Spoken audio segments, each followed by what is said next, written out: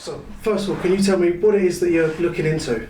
Yeah, so I'm doing a PhD exploring sort of the release process from professional football academies, and we're looking into what we probably believe are the key stakeholders, experiences and perspectives in the area, which mainly the players, then looking at staff members and parents as well. And what made you want to go into this topic? Yeah, so quite a long story to be fair. So I suppose I experienced release myself from Leicester City Academy at the age of 14. After that, sort of carried on playing football, went on to play semi-professionally. And I suppose kind of the stars probably aligned a little bit. So I did my undergrad here at Nottingham Trent University, and then did a master's here as well. And as part of the master's, we had to do an original research project. So I was kind of thinking of things that I might do at the time. And that same year when I was doing my master's, a guy that I'd played with previously, who'd actually gone on to have a scholarship and then a 1-year pro contract and then been released after that, he'd come to play for my semi-pro team. And probably about 3 months into the season or so, kind of the manager called us round and said, he's not going to be coming back to play with us because he's suffering quite badly with depression, which we had kind of mutual friends, and I was fairly close to him as well, and I knew that was kind of as a result of him being released. So that kind of opened my eyes to the fact that, for me it had been a fairly positive experience, and it had allowed me to go back to playing with my friends, probably re-find my love for football and that kind of thing. But for other people it was a really negative experience. So it just kind of led me to look into the area a little bit more. I came across, firstly, some articles that David Conn had done for The Guardian, which I think he'd released in 2017. And one was about a guy who'd been released from an academy and a few years later had committed suicide, and there was like an inquiry into it, and the coroner kind of reported that the main contributing factor behind the suicide was the fact that he'd been released from a club. So I suppose I looked into the area a little bit more and kind of found out that there hadn't really been too much academic research into the area, and at the time there'd only literally been 2 papers published on it. So kind of all those bits came together, which sort of led to me looking into the process a bit more. So when you went into research it, what were your expectations? What were you expecting to find?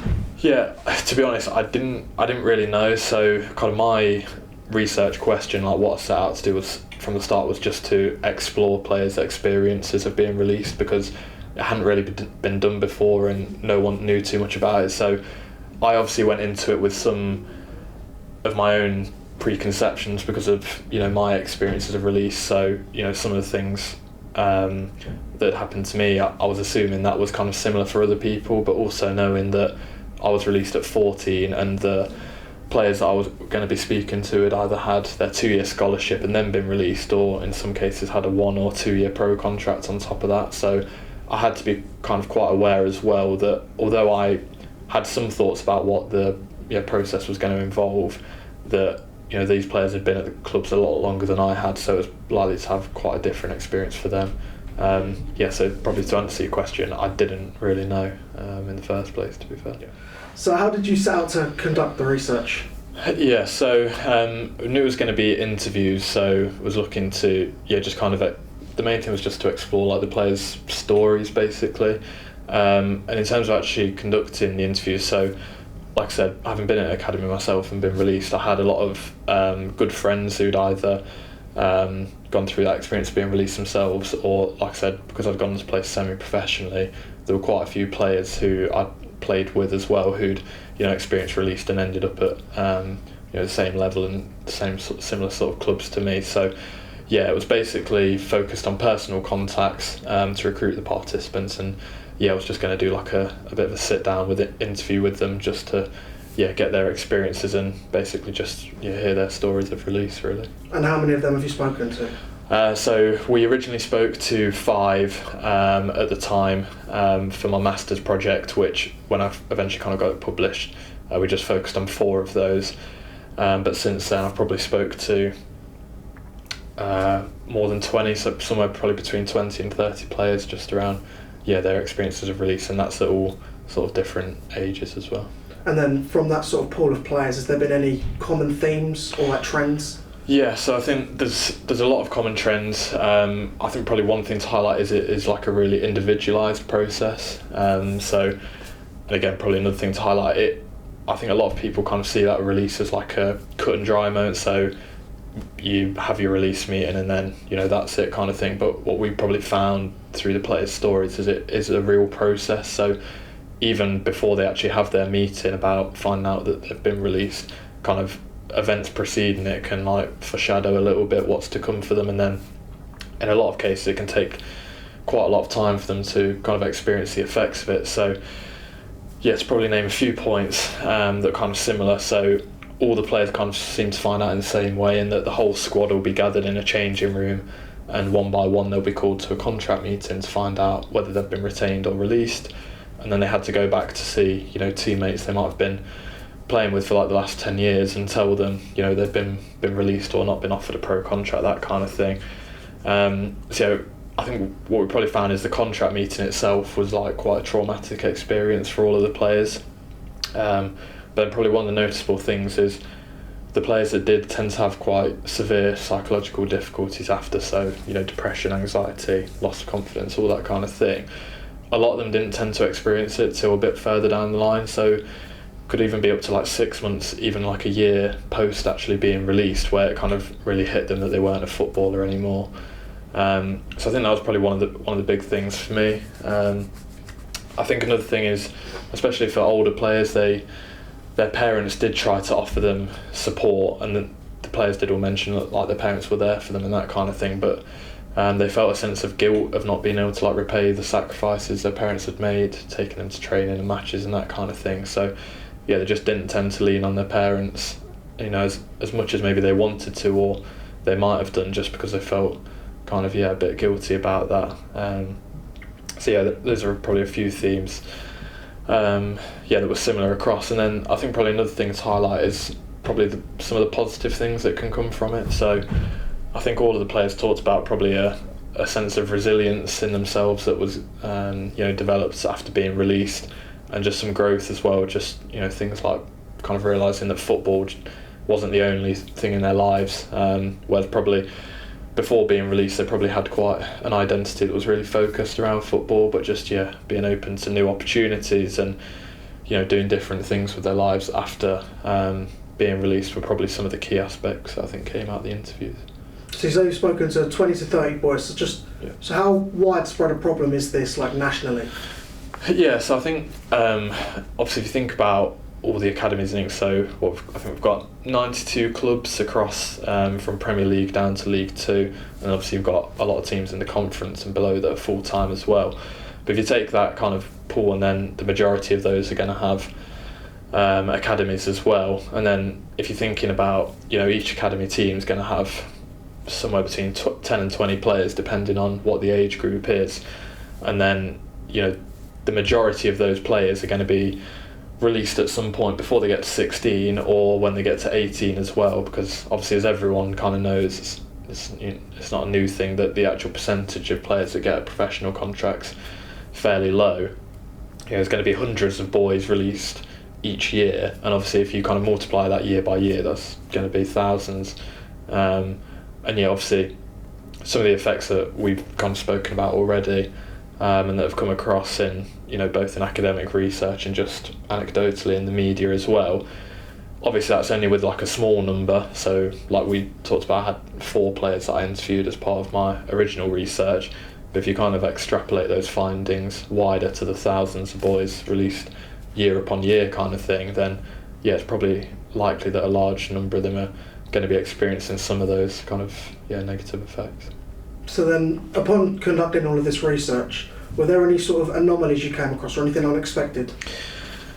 Yeah, good question. In terms of unexpected things, I think probably one of the unexpected bits for me, and again this is probably one of my preconceptions having been in that academic environment, is obviously at a young age you all get on well and you're all kind of mates, but it is a little bit like dog eat dog. You kind of ultimately realise you're there for yourself, I suppose, and obviously there's only a handful of people that are actually going to make it and earn a professional contract. So I suppose my kind of preconception going into it was kind of the idea that people might be, not stabbing each other in the back, but kind of trying to do things to outdo other teammates and that kind of thing. And there was a little bit of mention of that, and a little bit of mention of like favouritism from coaches to certain players and that kind of thing. But I think probably something that stood out to me quite a lot was when the players were actually released, and because they kind of had that shared experience of all being in the changing room and called one by one, there was actually kind of a real shared experience of release, and they often talked about the players like leaning on each other for that support when, kind of as I mentioned earlier, maybe not leaning on their parents and maybe not being offered too much help from the club and that kind of thing, but actually coming together as like a group of players with teammates and all kind of like leaning on each other to get through that period. So I think to me that was probably kind of the biggest surprise. Like I said, just because I thought there might be a little bit more in terms of trying to undercut players to get ahead sort of thing. So football's been a professional sport for almost 140 years now. Yeah. Why do you think that this is a problem that's only starting to come into light now? Yeah, it's a good question. So I suppose probably one of the things is kind of how the 21st century is developing a lot more guidance in terms of mental health and well-being, and it's obviously something that's talked about a lot more, whereas 20-30 years ago it might have kind of been a bit of a taboo subject, had some kind of stigma attached to it. So I think the fact that people are kind of more open with their feelings and their emotions and actually coming out and speaking about it's probably gained a little bit of publicity. And then I think as well probably some of the kind of tragic stories that have come out. So I think Jeremy Whiston at Man City, obviously I mentioned before there was kind of the news article that David Com wrote around players ultimately kind of committing suicide as a result of being released. I think as tragic and as horrible as those news stories are, obviously when that kind of thing happens it does make people kind of sit up and take notice of it and probably have those conversations a bit more. So I think probably a combination of maybe those slightly more sensationalist news stories as well as like a bit more of a focus on people's mental health and well-being, especially football players themselves as well. I think those probably two combinations is why it's taken such a long time for it to be spoken about, really. So do you feel that the way that clubs do their release process now, would you say that that's quite an outdated process? I think it's definitely getting better. So again, sort of Crystal Palace were kind of, I suppose, the trailblazers with this 3-year aftercare programme for under 18s and under 23s in terms of once players have been released, they look after them for 3 years. I think the Premier League have tried to get other clubs in the Premier League and EFL clubs to adopt that as well. But I think kind of as I mentioned to you, there are definitely some bits that are outdated. So that aspect of players being all called into a changing room and then called one by one to find out whether they've been retained or released, and then they have to go back to the changing room and pick the next person to go, kind of feels like a little bit almost like an X Factor or Britain's Got Talent kind of audition type thing, where it's just like almost humiliating and embarrassing the players for no real reason, when I think the contract meetings could be a lot more discreet than that, and you could just find out individually when your meeting's going to be, and then if you want to have your parents there or you want a teammate there for some support after, you can make that personal choice. But just trying to make it a bit more individualised. So I think there's definitely parts of it that are outdated and could be easily improved without too much work being done to it, really. Doesn't really feel like rocket science to me. So you still feel that clubs need to do more? I think, like I say, even since I was released myself, and then speak to people who've released years and years before that and that kind of thing, I think it's probably moved on a lot even since 10, 13 years ago kind of thing. But I think you can always do more, and just because some bits are better doesn't mean you shouldn't stop trying to actually improve process and that kind of thing. So I think clubs definitely can do more. I think same to players, coaches, everyone can always do more. So I think it's something that can continually keep being improved, and I think there's still quite a lot of strides that clubs could make to improve those processes for sure. So if things were to be implemented to better the release process, would you say that's an issue that lies more with clubs themselves or governing bodies like the FA, the Premier League, the EFL? Yeah, so I think, it's a good question. I think probably should rely on those governing bodies a bit more. So I suppose one of the kind of things we found through the research is, although there are some kind of minimalist guidelines in terms of like release and transition away from clubs kind of thing, each club almost seems to have a really individual process to release. So one club in the Premier League is going to have a completely different process to a club down the bottom of League Two kind of thing. So I think if there was actually some guidelines put in place that the Premier League as part of the EPPP or the FA, whoever it might be, some governing bodies kind of look at the aspect of, okay, these are some initial guidelines that can be set out, and then each club can be kind of measured against that, and then you could get some clarity across the board as to what clubs should and need to be doing in terms of this release process. And then when clubs are audited and that kind of thing, it can be, you're doing these things well, but have you thought about this, or you need to improve this slightly, and there can be actual just a bit more clarity across the board in terms of how clubs should actually go about doing this release process. From the interviews that you did with the players, was there anything that sort of really stuck with you or resonated with you?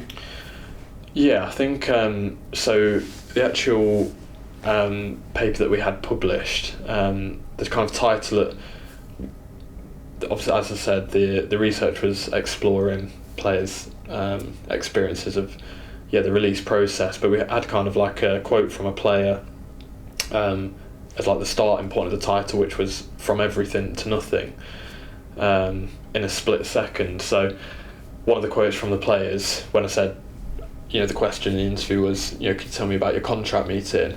And they say, you go in and you're told you're being released, and they said, and it was sort of like from going from everything to nothing in a split second. And that's kind of how it feels, for these players. They might have been associated with a club for like 12 years, maybe even more than that, and they know the kit man, coaches, all the staff, they know the players. They've been friends and teammates with them for years and years, and kind of within a split second they're no longer part of that football club, and that's kind of the last time they're ever there. They sort of clear the locker out and that's it, they're done. So I think to me that was kind of one of the bits that really resonated with me in terms of that, just that kind of immediacy of it, of actually one day you can be a professional footballer and the next you're not, and you don't really know what you're going to do with your life after that. So I think that was one of the bits that really stood out. And I guess the other bit, as I mentioned, they were like personal contacts. So a couple of them were quite close friends of mine who I interviewed, and even I didn't know the extent to for example one of them, the kind of depression, the depths of depression that they actually experienced as a result of being released, even being really close to them, and to actually for them to kind of open up about that to me was I just thought really powerful. And just in terms of mental health and wellbeing, just being able to speak about those things was was really good in terms of that. And I think probably the other bit, kind of just touch on 3 points. So I think all of the players I've spoken to, and even some of the staff members as well, they've never really spoken about, and again this is probably more for the players, they don't tend to have really spoken about their release in depth before, and a lot of them mention that it's a really cathartic process for them, and actually helps them to make sense of some of the things that happened and reflect on it, and helps with that kind of healing process. So kind of I suppose that's one of the things that is really satisfying and makes it feel worthwhile, that it's a chance for the players to actually talk through their experiences, and it does seem to actually help them make sense of it and heal. So so those are probably a few bits that I really take from it. So hypothetically, if you were put in control of what changes could be made to sort of better the process and the player care afterwards, what would you do personally? So I think obviously, like I said, the initial kind of meeting where the players are all gathered in the change room, they're brought one by one, I think straight away there's an easy fix in terms of that, of just making those meetings more discreet, and not having a published or publicised kind of list of when people's meetings are, but just kind of the players being given some autonomy over their meeting. So do they want it in person? Do they want it online? Would they rather a parent found out and told them whatever the kind of result of the meeting was, and just given some like discrete times of when they're actually going to do the meeting. So I think that's one of the aspects that can be done kind of pre. Obviously, like I said, the 3-year aftercare programme put in place first by Crystal Palace and then adopted by the Premier League and EFL is good. But I suppose there's a couple of aspects associated with that. So I think one is, if they then move on to a new club after that, at what point does that duty of care stop from the previous club when they've moved to the new club? And this is kind of one of the things we touched on kind of in the research already, and obviously having done more interviews since then, it's come out a lot more. But the analogy I like to use is, it's like if you split up with someone, with like a partner, the next time you see them and they ask, how are you? Kind of your immediate response is to say, yeah, I'm the best I've ever been, because you don't want the person who you feel like has hurt you or let you down or whatever to, see that you're in pain or you're struggling a bit. So it's a bit like if a club that's released you, for whatever reason, rightly or wrongly, whether you agree or not, you're going to feel like probably a little bit bitter towards them and, feel rejected by them definitely, and maybe obviously hurt and sad. So if they reach out to you and ask you how you are, you're probably 99% of people, just probably general psychology, is you're going to say, yeah, I'm fine, kind of thing. So to me, it should be coming from more of an independent body to say, look, how are you actually doing? And then because the player might feel like they've got, if it's an independent person or independent body, because they've got no allegiance to clubs and that kind of thing, and probably not as invested in the players really, they'll probably feel like they're more able to open up to them and tell them how they're really feeling, because they know, for one, they're not part of the club that have let them go, and two, they're not probably that invested in them. So it's like if you speak to a counsellor or that kind of thing, they're not really, they obviously might be a bit invested in you, but they're just kind of like a random person, so you probably feel more open to speak to them because you're probably not going to see them in everyday life kind of thing, so it's a bit easier to speak to. So I think those are probably just a couple of easy changes that can be made kind of in the first instance, and then there's probably still a lot of bits you can add to that as well. So you spoke on your own experiences with Leicester. Yeah. So what was that like for you?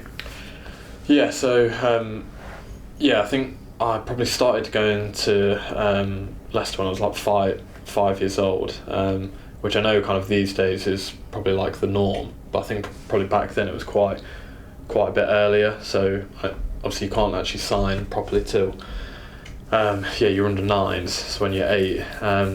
But absolutely loved it. Like obviously just when you're a kid you just love playing football, and the facilities were great. I remember there being an indoor dome with I suppose an AstroTurf pitch, which was just it's great, because kind of back then you didn't kind of think that you could play football sort of inside, I suppose.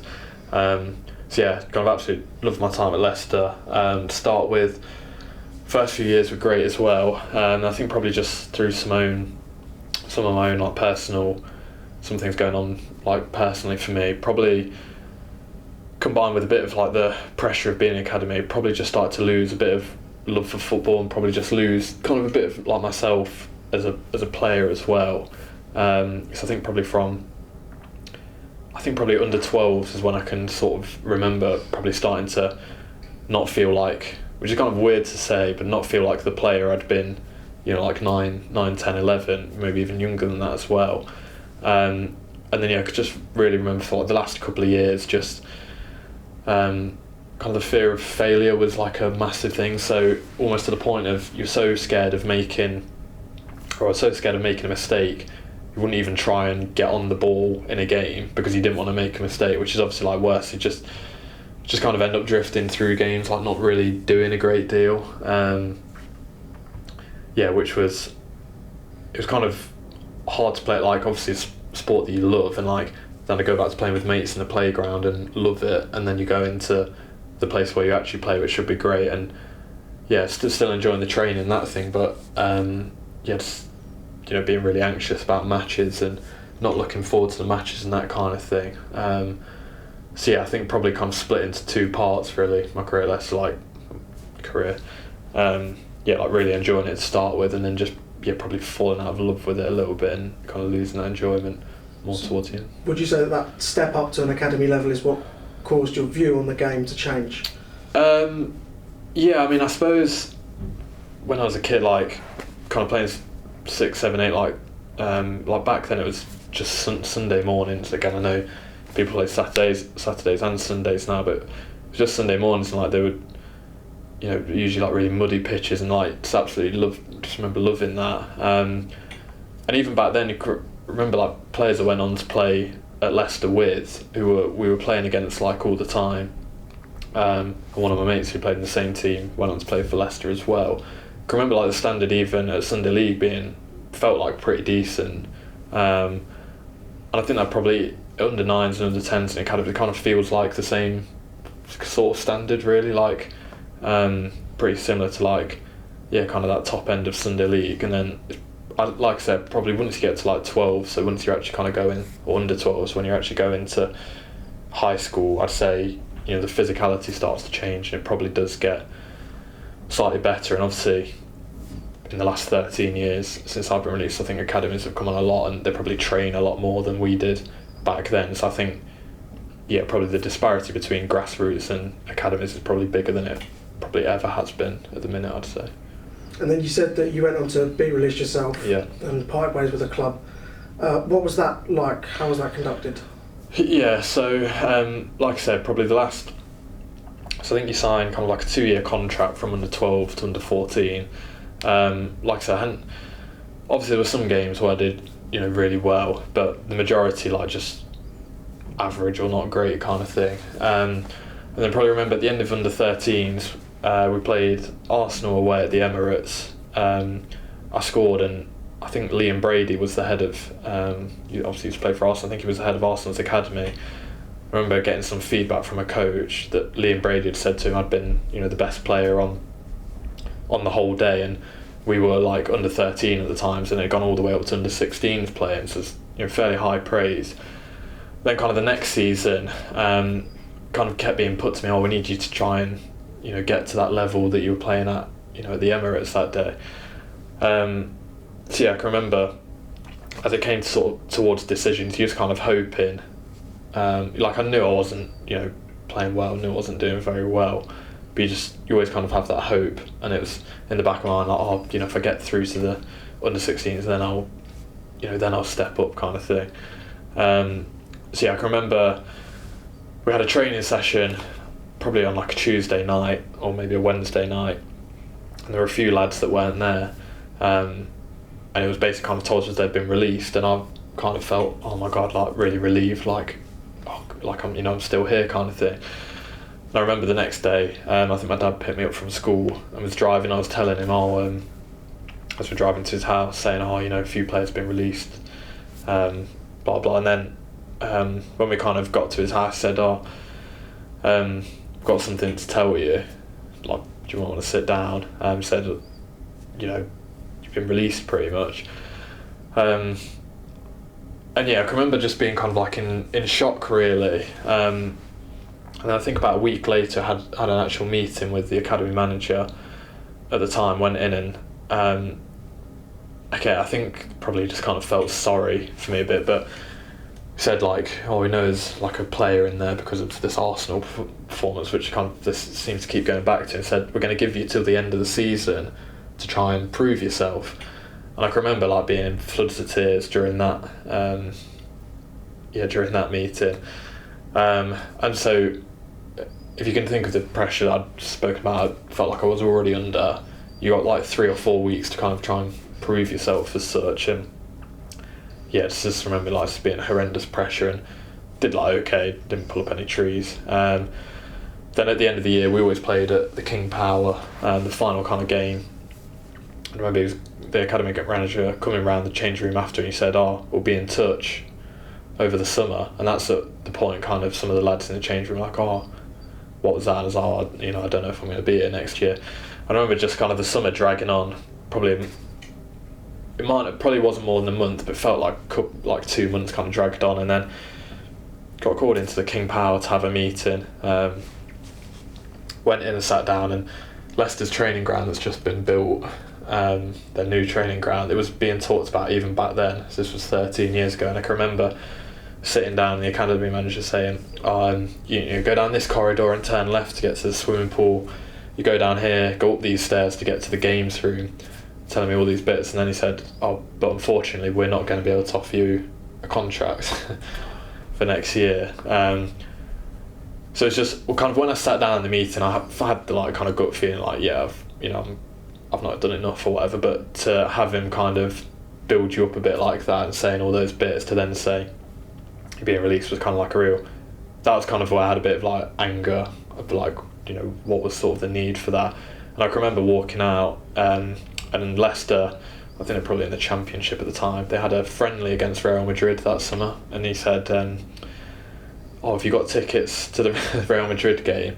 And I could just remember thinking, I said just like no and just like walked out, but I can just remember thinking like, the last thing I want to think about now is football, let alone Leicester and football. And so yeah, just like the kind of process at the time probably wasn't great, to be fair. So then, after you left the club, where did you turn? I think my dad was probably like a big help at that time. So my brother had been released like previously, so I think he probably had that experience. And I think my dad was quite firm with me with football normally, but he was great and just said like, forget about football for now. Like I played cricket at the time, so he just said just focus on cricket in the summer and then just see what you want to do kind of after that. And again, like my mum, family was great. Probably the hardest bit, and again knows from speaking to other players, is kind of having to go to school and tell people that you've been released, because you're kind of known as, he plays for Leicester. That was kind of the hardest thing, having to actually tell people, and people either like, it was fine obviously like with your mates, obviously it's difficult to say, but like they support you and I understand, but for people like you don't know or maybe don't get on well with, whatever, them kind of saying to you, have you been released, kind of feels like a dig sort of thing. But I kind of remember trying to just be like, look, it's happened, you just got to take ownership of it, and just didn't try to make any excuses, just said like I wasn't good enough or whatever. Definitely like mum, dad, family, obviously, and then friends as well were supportive, but I think my dad was a massive help probably at the time. And then at what point, if at all, did you have any change in like life choices or career paths? I think when you're kind of at an academy, you just kind of assume that you'll end up being a footballer, I think. It's kind of one of those things like, even today playing semi-professionally, you've still got the ambition of trying to play as high as you can and want to make it as such, I suppose. I suppose kind of originally at the time, I didn't even know if I was really going to go back to playing football. I was always like fairly decent academically, and kind of ultimately sort of wanted to go on and do something within sport. But like I said at the time, I didn't know if I was even going to go back to playing football, but luckily I did, and like sort of refound my love and love football today. It's like my biggest passion, hobby, and that kind of thing. I think in terms of career path, probably 14, wasn't really thinking too much about it then. It was just more the fact of, do I want to actually go back to playing football or not, or should I just focus on cricket or something? So then, from both personal experiences and the research you've conducted, how differently do you view the football industry as a whole? I think probably one of the things to note is like you're kind of aware that not everyone is going to make it, not everyone can make it. So like I'm very, very kind of aware of that. And people like probably find their level sort of thing in the end. But I think kind of that experience that I had and knowing people that had similar experiences as well, you probably realise it is a lot more kind of cutthroat and just it is a business really. Whereas like I say, when you start out and you're a kid and you've got wide eyes because you're playing in an AstroTurf dome and like you have that kind of wonder, you think it's all kind of like magical and all brilliant, when obviously as you kind of get older and the level ended up playing at, you realise some of the politics involved and all that kind of thing. probably do view it differently, but yeah, I'm probably one of the lucky ones that I still love it. But yeah, I suppose just as you get older and through experience, you probably do view it a bit differently, and you realise there are some quite ugly kind of negative sides to it as well. That's all from me. Thank you very much. No worries. Cheers, Thomas. Cheers.